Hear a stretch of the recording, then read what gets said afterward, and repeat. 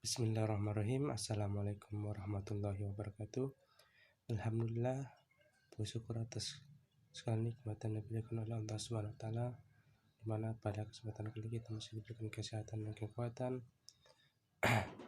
sehingga kita masih sempat menikmati alam yang diciptakan oleh Allah Subhanahu wa taala.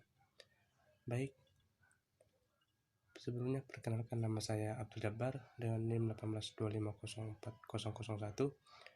Pada kesempatan kali ini saya akan menjelaskan materi dari mata kuliah Teknik Elektronika Digital. Jadi di sini saya akan menjelaskan materi per materi. Yang pertama adalah modul 1, di mana pada modul 1 terdapat masalah kendali. Dari sini, sistem kendali merupakan sebuah proses fisik yang dikendalikan melalui operasi sifat tertutup atau balikan. Jadi pada umumnya sebuah pengendali diperlukan untuk memproses sinyal galat agar supaya kriteria-kriteria atau spesifikasi teknik kendali tentu dapat dipenuhi.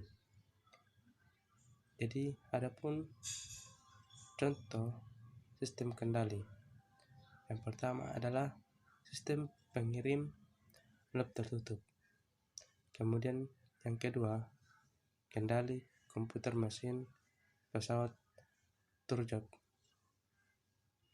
Kemudian yang ketiga adalah kendali komputer robot. Kemudian kita mengenal kepada materi modul 2. Jadi pada modul 2 itu terdapat modul-modul sistem kendali. Jadi yang pertama adalah permodelan sistem kendali.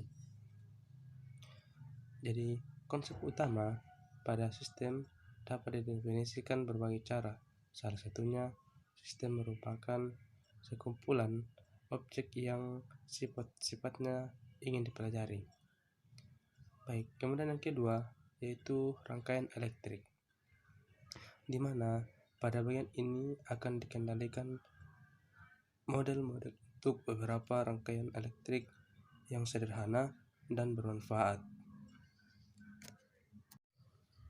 Jadi selanjutnya adalah modul 3 yaitu fungsi ahli.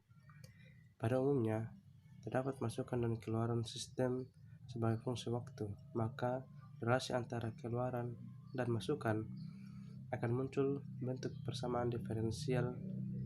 Bentuk ini jauh lebih mudah dan sederhana untuk menggambarkan relasi antara masukan dan keluaran sistem jika dibandingkan dengan bentuk persamaan diferensial, karena manipulasi matematisnya dapat dengan mudah dilakukan dan konsep-konsep dasar biasa. Selanjutnya pada modul keempat atau materi keempat yakni transformasi Laplace. Kemudian merupakan suatu besaran yang merupakan fungsi waktu dapat dipresentasikan sebagai pi panggung t dan dikatakan dalam domain waktu sebagai contoh tegangan Paul yang merupakan fungsi waktu dapat ditulis dengan simbol P per T. Yang kedua, mendapatkan transformasi Laplace.